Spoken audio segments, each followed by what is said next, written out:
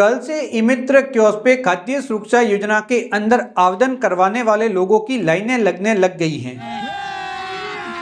अभी मजा आएगा ना भिड़ो। लेकिन ये लाइनें किसकी वजह से लगने लगी हैं?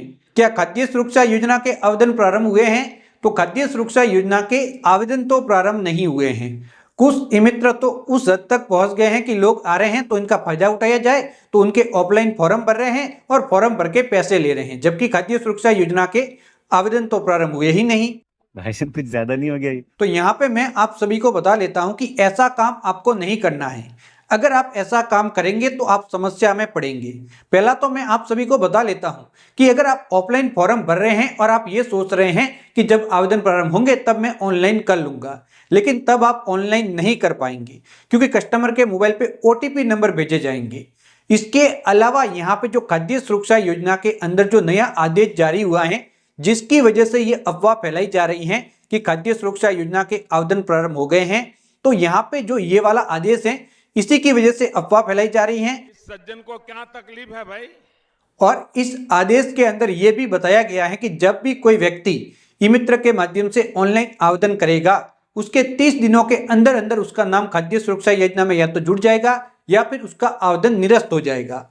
तो अगर आप फॉर्म लेके अपने पास रखेंगे और 30 दिनों के अंदर अगर नाम नहीं जुड़ा, फिर कस्टमर वापस आपके पास आएगा तो बेवजह की समस्या में पड़ेंगे और उसकी वजह से आपके ई-मित्र की बदनामी होगी। तो ऐसा काम आपको नहीं करना है। जब तक आवेदन प्रारंभ नहीं होते तब तक ऑफलाइन फॉर्म आपको नहीं लेने हैं।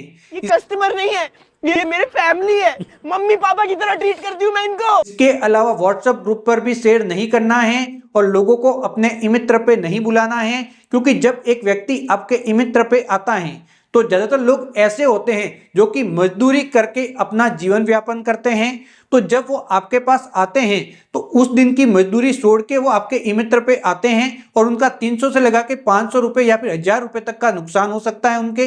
तो इसलिए ऐसा आपको नहीं करना है और लोगों का नुकसान आपको नहीं करवाना है। जब आवेदन प्रारंभ होंगे तभी आपको आवेदक को बुलवाना है।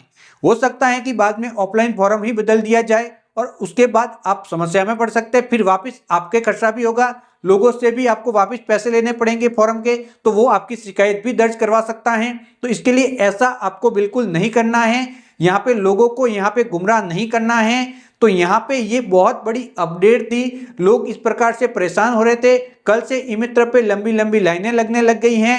बहुत सारे लोगों ने मुझे यहाँ पे व्हाट्सएप पे मैसेज किए कि सर हमारे ई-मित्र पे कस्टमर आ रहे हैं और बता रहे हैं कि खाद्य सुरक्षा योजना के आवेदन प्रारंभ हो गए हैं, तो इसके बारे में कोई जानकारी दीजिए। तो मैं पहले ही ऑलरेडी 2 वीडियो बना के बता चुका हूँ कि खाद्य सुरक्षा योजना के आवेदन प्रारंभ नहीं हुए हैं। ओनली 12 जिले के अंदर एक सहरिया व कथोड़ी जनजाति होती हैं, उसके आवेदन ई-मित्र पे हो रहे हैं। दूसरे आवेदन करने की कोशिश करेंगे तो संबंधित कैटेगरी सिलेक्ट करने का ऑप्शन आपको नहीं मिलेगा और आपका आवेदन सबमिट नहीं होगा। तो आपको ध्यान रखना है कि ऐसी गलती आपको बिल्कुल नहीं करनी है। जो भी ई-मित्र कियोस्क ने पैसे लिए हैं तो कस्टमर के वापस लौटा लेने हैं। ऐसी गलती करेंगे तो आपके ई-मित्र की भी बदनामी होगी, आपकी शिकायत भी हो सकती है और आपका ई-मित्र कियोस्क बंद भी हो सकता है।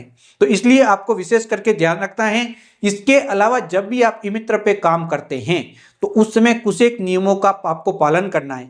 खास करके ऑफलाइन फॉर्म के जो नियम है उसका पालन ई-मित्र कियोस्क नहीं कर रहे हैं। कोई भी फॉर्मेट यहाँ पे ऑनलाइन आवेदन के वक्त लगा रहे हैं और जो जांच कर रहे हैं उनको भी देखना है कि लोग गलत फॉर्मेट लगा रहे हैं। यहाँ पे हो सकता है कि थोड़ी बहुत फॉर्म में गलती हुई और आपने फॉर्म अप्रूव कर लिया तो आप भी समस्या में पड़ सकते हैं। लोग अभी बहुत ही होशियार हो गए हैं, थोड़ी गलती पकड़ लेते हैं। तो जो भी जाति व मूल निवास बना रहे हैं तो जो ऑफिशियल फॉर्मेट है उसी का इस्तेमाल करना है। बहुत सारे लोग अलग अलग प्रकार के फॉर्मेट का इस्तेमाल कर रहे हैं। इसके अंदर बहुत सारे ई-मित्र कियोस्क पे कार्रवाई भी हो सकती है, क्योंकि ई-मित्र कियोस्क कुछ ऐसे प्रोसेस फॉलो कर रहे हैं जो कि पूर्ण रूप से लीगल नहीं है ऑफलाइन फॉर्म के मामलों में। तो अगर आप चाहते हैं कि मैं कंप्लीट डिटेल में आपको बताऊं कि क्या यहाँ पे गलती की जा रही है, लगभग 60 से 70% ई-मित्र कियोस्क ये गलती कर रहे हैं और यहाँ पे जो अप्रूव करने वाले अधिकारी है उनको तो पता ही नहीं कि यहाँ पे इस प्रकार का भी उनके साथ हो सकता है। तो इसलिए ध्यान रखने की जरूरत है। अगर आपको जानकारी की जरूरत है तो कमेंट बॉक्स में जाके बता सकते हैं, तो उसके बारे में भी आपको जानकारी दे दूंगा।